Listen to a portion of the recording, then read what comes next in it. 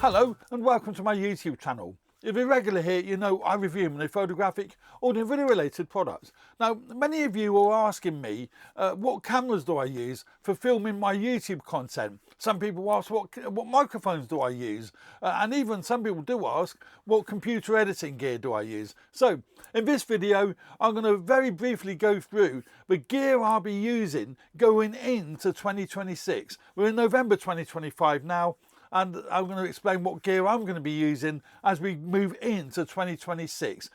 I don't see myself replacing this gear anytime soon because I love the quality and I love the usability of this gear, and I've used many different brands over the years. I've used the Canons, I've used Blackmagic, I've used them all, and I keep coming back to one brand, and the brand I keep coming back to is Sony. I've been using Sony actually since the 1980s for video content. They was pretty much the only brand around back in the 80s, and I've been using Sony for years and years, and I love the Sony cameras. Primarily because of the autofocus is fantastic. I work by myself and I rely on autofocus. I don't have any camera people behind the cameras manually focusing and checking the focus. I need to be able to put it on the tripods, or on this in my studio here, they're on mounts that are on the desk because I haven't got room for tripods. It's a really small studio, but I love the Sonys. Now we've got the A7 IV as my close-up shot. It's a full frame sensor, and I've got the Sony FE 50mm lens fitted to it. That's actually getting the close-up shot. That will be my main camera for doing close-up video moving into 2026, and that's a great camera. The wide camera, or wider camera, is a Sony FX30. That's an APS-C camera, and I've actually got today fitted to it my Viltrox FE 20mm lens. It's a full frame lens, but it's fitted to an APS-C body. So that's about 30mm on an APS-C body. That's getting the wide shot. And then I've got the close-up shot that's getting the close-up shots of the products, which is a Sony ZV-E10. I sometimes use my little Sony ZV-1. I love using the ZV-E10 because it's got the APS-C sensor. It does throw the background out of focus more and focus on the actual subject, i.e. the camera in this case, my Sony a6400. So they're the three main cameras I use in the studio here for doing producing this content. So the A7 IV close-up, the FX30 getting the wide, and the ZV-E10 getting the shots of the products. I regularly use other cameras. I use my little DJI Pocket 3. I quite often use this for getting a fourth angle, or if I'm out and about and I need to get any vlogging clips, then I'll use the DJI Pocket 3. I'm not into gimbals. I don't like gimbals. This is just so much easier. Just take this out of the pocket, and then that's got the gimbal built into the camera, 1-inch sensor on there. So that's the sort of a go-to camera if I need one for vlogging. My standard cameras I use for day-to-day photography and going out and about with is my Panasonic Lumix S9. I've got a range of lenses for the S9, but I tend to keep the 18-40 lens on it.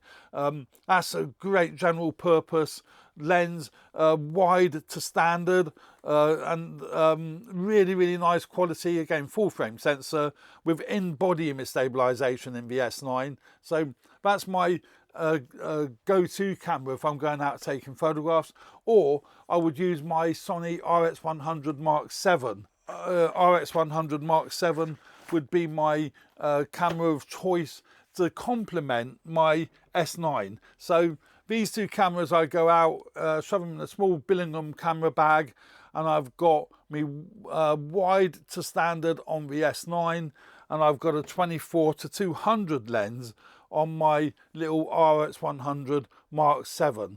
So that's my sort of kit when I'm out taking photographs that I take with me. Now for sound, I'm running out of space on my desk.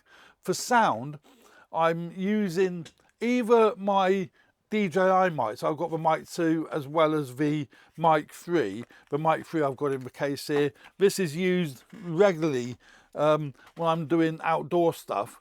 because I've got the windsock already on the microphone, and the receiver's in the case and it's in its charging case. But in the studio here, I tend to use my Hollyland Lark M2S, I think it's called. And that's clipped to my shirt here, and that's obviously going into my Sony a7 IV. So my a7 IV gets the main sound with the Hollyland microphone, or sometimes a DJI microphone, and that all fits nicely into that case. Or I'll use one of these gun mics. Now I've got there's a backup sound I've got going into my Zoom L6, and I'm using either the Rode NTG2, which I've got up there, just out of camera angle, out of shot up there, or I use my Sennheiser MKE600. So they're both shotgun microphones, require 48 volts phantom power, which me Zoom L6 does provide. That's also going into my computer as well, so it's feeding the sound into the computer, and that's what I use for sound. So I'm using, my main sound is the Hollyland mic, and backup sound is one of these microphones. So for lighting, I'm using entirely Xeon lights. I've got the Modus G300 up there getting a fill light, and I've got another Xeon light over there getting the main light.